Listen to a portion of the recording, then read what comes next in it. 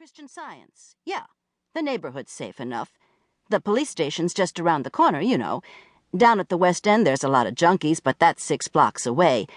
It's a straight neighborhood, just poor. Good. So am I, she told him crisply, and moved in 2 days later. And now we shall see, mused Madame Karitska when she had abandoned her milliner's job, scavenged lumber for bookcases, and unpacked her books. Her purse was flat, but her serenity untouched.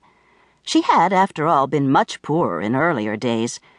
Her parents had fled Russia when she was an infant, and since they did not know a great deal about money, having always had a vast amount of it, their silver lasted them only until they reached a wretched little town in the Urals, where they were forced rather abruptly to learn what a deficiency of the commodity meant. Those members of the family who could work worked for a pittance.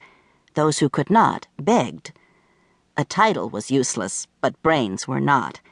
By the time she was 10, Marina Karitska had discovered a way to make paper flowers to sell in the bazaars at feast days, and by doing this, she accumulated enough profit to move her family to Kabul, where they prospered and she became a student. In the years since then, she had lost 2 husbands and a considerable fortune to wars and politics, but she considered it merely the rounding of a circle. Poverty of circumstance did not imply impoverishment of spirit.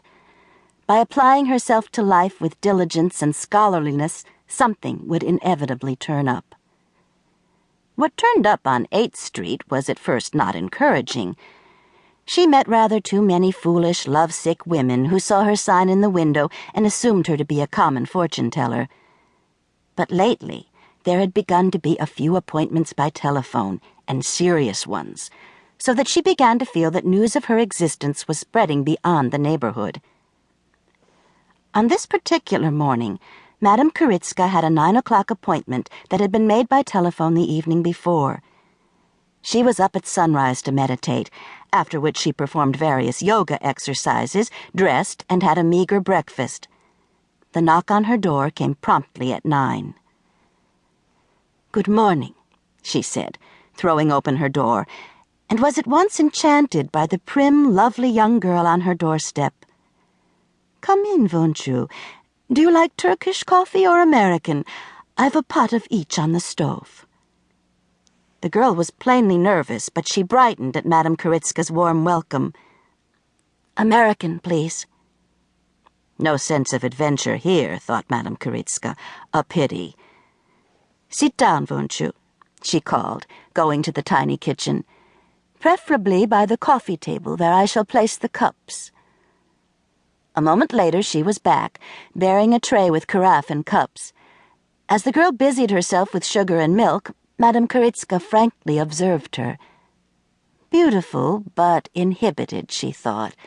Frightened, but possibly of me. Very lonely. An odd young woman. Odd, because in spite of her beauty she had no awareness of its effect. Possibly men frightened her. Possibly life itself. She would have to be very gentle with her.